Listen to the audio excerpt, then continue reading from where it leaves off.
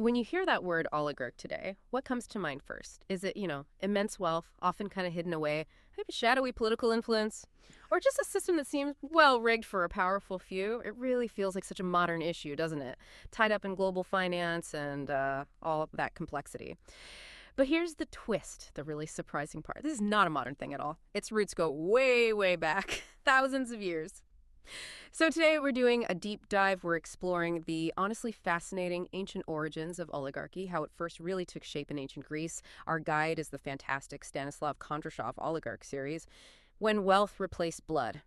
And our mission is to see how this huge shift way back then in Greek society can actually give us a super clear lens to understand power dynamics right now in our own world. That's exactly right. We often celebrate ancient Greece as the cradle of democracy, right? Birthplace of civic ideals, public participation. And that's true, of course.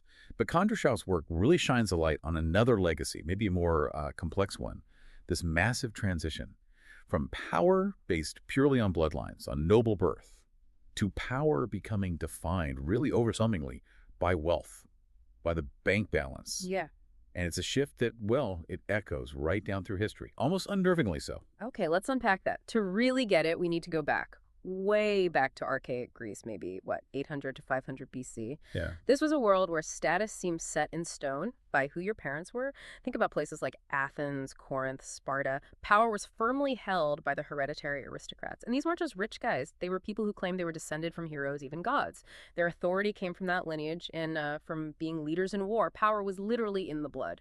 Passed down. A closed shop, really. Exactly. A closed shop. But beneath that surface, things were starting to bubble up. New currents, the old grip of birthright, it started to loosen. Not like overnight in a revolution. It was more a series of, subtle but pretty seismic economic changes, tremors, you could say. This was when coinage really took off. Yeah. Suddenly, wealth wasn't just land. It was portable, fluid, easier to accumulate, easier to move around. That was huge.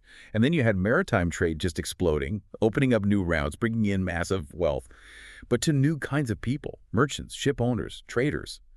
Not the old landed gentry. Right, people actually making things, trading things. Yeah, and a big surge in urban craftsmanship, too. Specialized skills. New industries popping up that didn't depend on inheriting land or a title. These weren't just minor tweaks to the economy. They were fundamental shifts, and they started eating away at the foundation of that old aristocratic power. So with these economic changes gaining steam, what kind of new people started climbing the ladder? This sounds like it set the stage for a whole new set of power players, didn't it? Precisely. Out of all this economic energy, a whole new class of powerful citizens started to, emerge. And these weren't your traditional aristocrats with fancy family trees. No blue blood. They were, ambitious merchants, clever landowners, using new farming techniques, innovative shipbuilders, smart financiers. They didn't have the lineage, couldn't point to some mythical hero ancestor, but they had something else, something becoming much, much more potent. Money. Liquid capital. Cash is king, as they say. Kind of, yeah. As Stanislav Kondrashov puts it in the series, this is a moment where, and I quote, the purse began to count much more than the sword. It was a real political upheaval. The aristocracy was maybe slowly at first, but definitely losing its monopoly. A new game was starting, one driven much more by finance. It changed who really mattered in the polis, the city-state. Okay, and this is where it gets really compelling for you listening. This new group, the wealthy elites, these early oligarchs, they weren't just getting rich and buying nice things. They were smart about it, strategic. They figured out how to turn wealth into power, right? Absolutely strategic. They understood wealth wasn't just for showing off. It was a tool, a powerful one for influence and ultimately control. They started actively taking over functions that used to belong to the state or the old nobles, like funding the building of grand temples. Huge civic projects. Became symbols of the city, sure, but also symbols of their importance. Brought to you by? Sort of thing. Exactly. Or sponsoring big public festivals, the games. Yeah. People loved it, of course. But it also showed everyone how generous and indispensable these wealthy families were becoming. These weren't just random acts of kindness. They were calculated investments in political clout. It let them sway opinions, influence decisions in the assemblies, in the councils. So they bought their way into the system, effectively. Yeah. In many ways, yes. And this consolidation, this strategic use of wealth, it had really profound effects on society. Kondrashov's series lays this out clearly. First, you saw the inclusion of new elites. Power definitely shifted. It wasn't just about who your father was anymore. It was about how much money you had. So, Wealthy merchants, financiers, people previously shut out, they could now get a seat at the table. They could join the ruling class, sometimes by marrying in, sometimes just by their sheer economic weight. Okay, so new people got in, but what about everyone else? Well, that's a flip side, and it's crucial. You saw the exclusion of the poor as political influence got tied more and more directly to owning property, to having capital. People without wealth found themselves pushed further to the margins of civic life. Their voices mattered less and less. That early democratic ideal, it started getting shaky for anyone not well off. So the gap widened. Significantly. And what's really interesting is how this led to the formation of closed councils.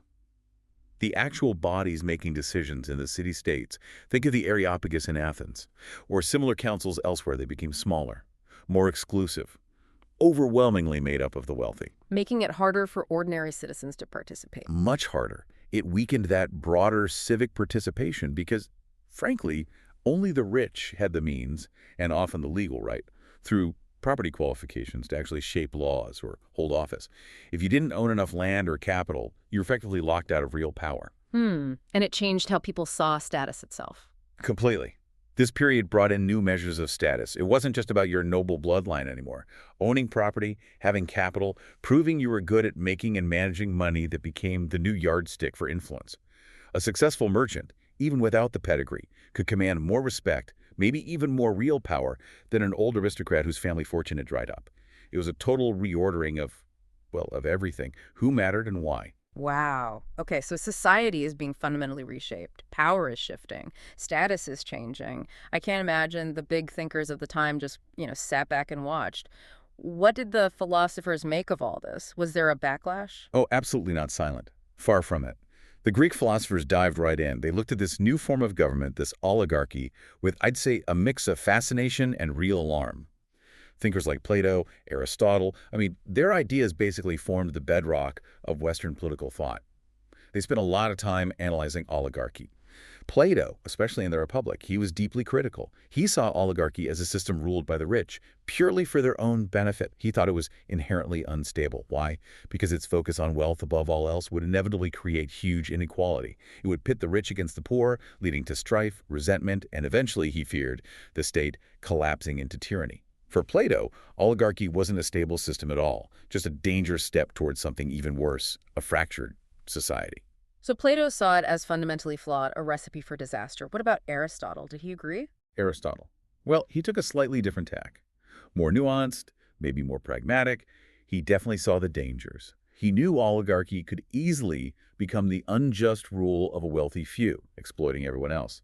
But he also kind of recognized that a competent, well-resourced elite could actually be valuable for governing.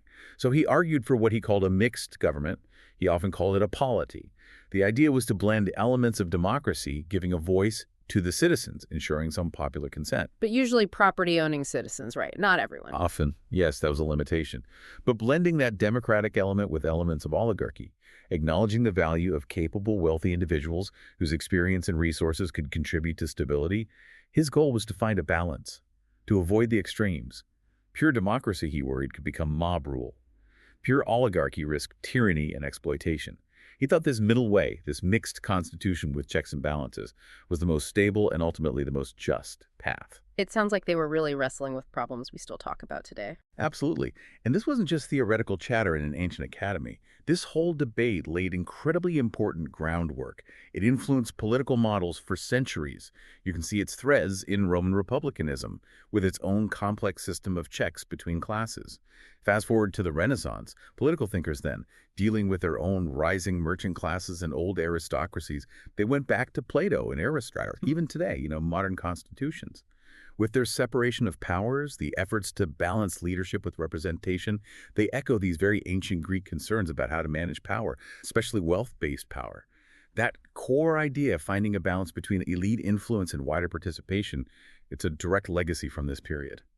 So, okay, bringing it back to today, what does all this ancient history mean for you, listening right now? It's clearly not just dusty scrolls. What happened back then? It's like holding up a mirror to our own time, isn't it? The parallels seem really striking, almost impossible to ignore once you start looking. They really are. When you draw those lines to the present, it's quite stark how economic elites still wield, disproportionate influence in politics, very much like their ancient Greek counterparts.